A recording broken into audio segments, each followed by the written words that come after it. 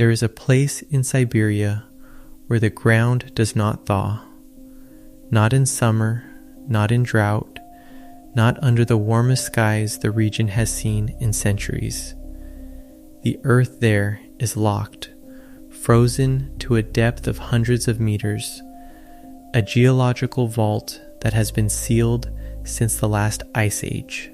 Inside that vault, preserved in a cold so absolute it defeats decay, are the bodies of animals that walked the earth 12,000 years ago.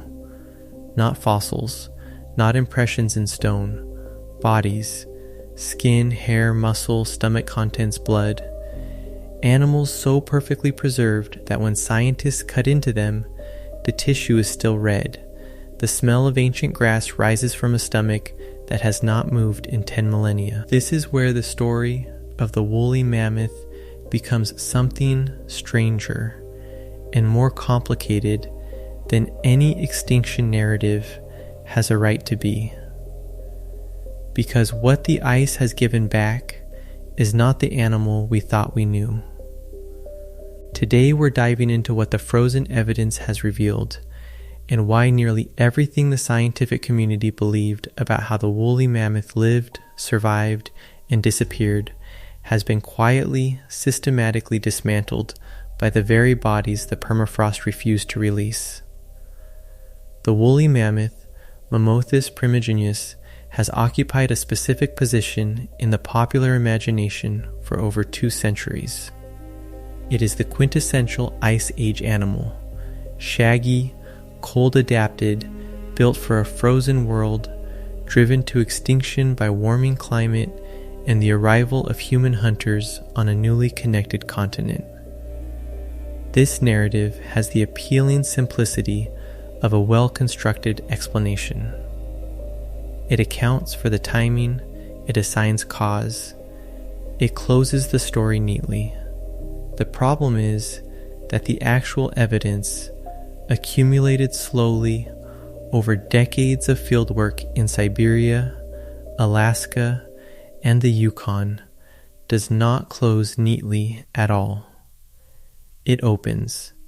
The more intact specimens scientists have recovered, the more the tidy extinction story has fractured into a far more complex and far less resolved set of questions about one of the most studied large mammals in paleontological history. Begin with the body itself. The woolly mammoth was not simply a cold-weather elephant. It was a fundamentally different biological system, shaped over hundreds of thousands of years by pressures that modern elephants never faced and cannot replicate. The hemoglobin in mammoth blood, recovered and analyzed from frozen specimens, had been structurally modified at the molecular level to release oxygen more efficiently at low temperatures. In modern elephants, cold temperatures cause hemoglobin to grip oxygen tightly, reducing delivery to peripheral tissues and making extended cold exposure physiologically dangerous. Mammoth hemoglobin had evolved 3 specific amino acid substitutions that prevented this cold-induced grip. The blood ran warm and functional at temperatures that would compromise any living elephant's circulation. This was not adaptation in the loose general sense. This was precision molecular engineering carried out over geological time, solving a specific physiological problem with a specific biochemical solution. The animal that produced this blood was not a cold-tolerant elephant. It was something genuinely new. The coat confirmed it further. Recovered hair samples from permafrost specimens have allowed detailed analysis of mammoth fiber structure, and what those fibers reveal is a layered insulation system of extraordinary complexity. The outer guard hairs were long, coarse, and water-resistant, capable of shedding precipitation before it could reach the skin.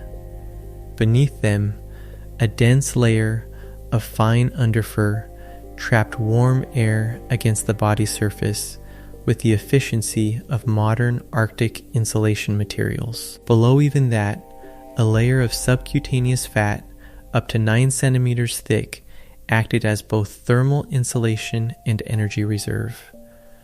3 independent systems, each addressing a different aspect of heat retention, operating simultaneously.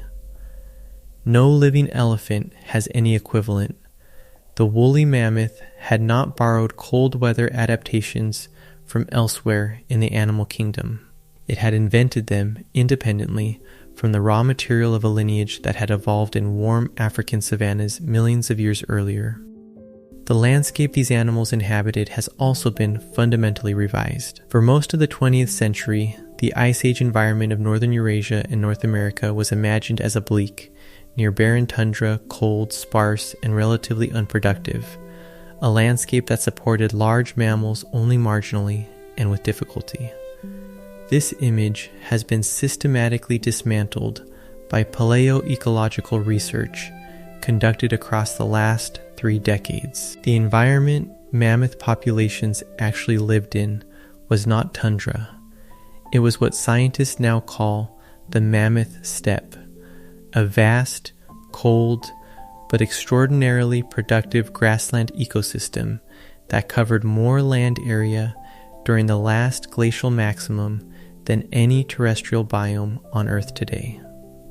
This steppe stretched continuously from Western Europe across Siberia, across the exposed Bering Land Bridge, and into Alaska and the Yukon. It was rich in grasses, sedges, and herbaceous flowering plants. It supported not just mammoths, but woolly rhinoceroses, cave lions, steppe bison, giant deer, and horses in densities that the word tundra completely fails to suggest. The mammoth was not surviving on the margins of a hostile world. It was thriving at the center of a productive one. The stomach contents of frozen specimens have added texture to this picture that no amount of geological inference could have provided. When scientists analyzed the stomach contents and dental wear patterns of well-preserved specimens, they found a diet far more diverse and nutritionally rich than the standard tundra grazer narrative allowed. Grasses formed the bulk of the diet, but flowering plants, mosses, sedges, and shrubs were consistently present. One specimen, the so-called Yukagir mammoth, recovered from Siberia in 2002, contained stomach material that included over a dozen plant species, some of them warm weather indicators that suggested the animal had ranged across habitats with very different seasonal characteristics. The woolly mammoth was not a dietary specialist locked into a single food source. It was a flexible generalist, capable of adjusting its feeding behavior across a wide range of plant communities as seasons and habitats changed. This flexibility becomes critical when the extinction question is approached seriously. The standard model of woolly mammoth extinction assigns primary responsibility to 2 converging forces: the warming and habitat fragmentation that followed the end of the last glacial maximum approximately 12,000 years ago, and the expansion of human hunting populations into previously. Mammoth occupied territory. Both forces are real. Neither, on its own, is sufficient. The warming that ended the last ice age was not the first warming period the woolly mammoth lineage had survived. The species had persisted through multiple previous interglacial periods, warmer intervals between glaciations when the mammoth steppe contracted and temperatures rose. It had done so repeatedly, retreating, persisting on refugia, and re-expanding when conditions shifted again. The last warming was not categorically different from previous ones in terms of temperature or speed. Something made this time different. That something almost certainly involved humans. The human hunting hypothesis has been both overstated and understated at different moments in the history of mammoth research. The overstated version, overkill, systematic slaughter across an entire continent by expanding human populations, is difficult to reconcile with the actual distribution of mammoth kill sites, which are far fewer and more localized than the overkill model requires. But the understated version, the idea that human hunting was a minor or incidental factor, fails to account for a striking pattern in the extinction record. Across multiple continents and multiple time periods, the disappearance of large megafauna correlates strongly with the arrival of anatomically modern humans. Australia lost its megafauna shortly after human arrival. The Americas lost theirs in a compressed window following the peopling of the continent. The mammoths of mainland Eurasia and North America disappeared within a few thousand years of dense human occupation. Correlation is not causation, but a pattern this consistent, repeated independently across multiple continents, carries evidential weight that cannot be dismissed. What the most recent genetic analysis has added to this picture is perhaps the most unsettling revision of all. Population genomic studies published in the last decade have revealed that woolly mammoth populations were already in significant decline thousands of years before the final extinction. Genetic diversity was shrinking, inbreeding coefficients were rising. The demographic signs of a population under severe stress appear in the mammoth genome well before the final collapse. This suggests that whatever combination of forces drove the extinction, it was not a sudden catastrophic event, but a long, slow demographic erosion, a gradual narrowing of the genetic pool that left the surviving populations increasingly vulnerable to the kinds of random demographic accidents that finish off small populations. A hunting pressure that would have been trivially absorbed by a large, genetically diverse population became lethal when applied to a remnant population already compromised by inbreeding and habitat loss. The last mammoths survived on Wrangel Island, off the northeastern coast of Siberia, until approximately 4,000 years ago, well into the period of recorded human civilization. The Egyptian pyramids were already standing when the last woolly mammoths died.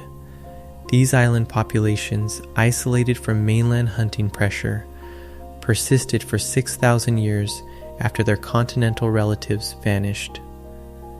But they too show the genetic signatures of prolonged isolation, accumulated deleterious mutations, reduced immune function, declining reproductive fitness. The island was a refuge that became a trap. The population survived long enough to accumulate the genetic damage of extreme inbreeding, and the last individuals carried genomes so compromised that even without human hunting, extinction was likely a matter of time. What the permafrost has given back, specimen by specimen, across the last century of discovery, is not a simple story of a cold adapted giant brought down by warming and hunters. It is the portrait of a biological system of extraordinary sophistication, molecular, physiological, behavioral, ecological, that navigated hundreds of thousands of years of planetary change with remarkable success before succumbing to a convergence of pressures that its previous history had never prepared it to face simultaneously. The blood chemistry that let it run warm in the cold, the hair that shed the ice age's worst weather, the diet flexible enough to follow the seasons across a continent, all of it sufficient for every challenge the Pleistocene had offered, none of it sufficient for the particular combination of shrinking habitat, rising temperatures, reduced genetic diversity, and systematic human predation that arrived together at the end. What remains in the ice is not a monument to failure. It is a record of success so prolonged and so complete that the ending feels, from this distance, almost incidental. The permafrost holds more specimens than have yet been recovered. New individuals emerge every year as the ground shifts and erodes. Each one carries information that revises the picture, stomach contents that add a plant species to the known diet, tissue samples that refine the genetic timeline, hair that adds detail to the insulation model.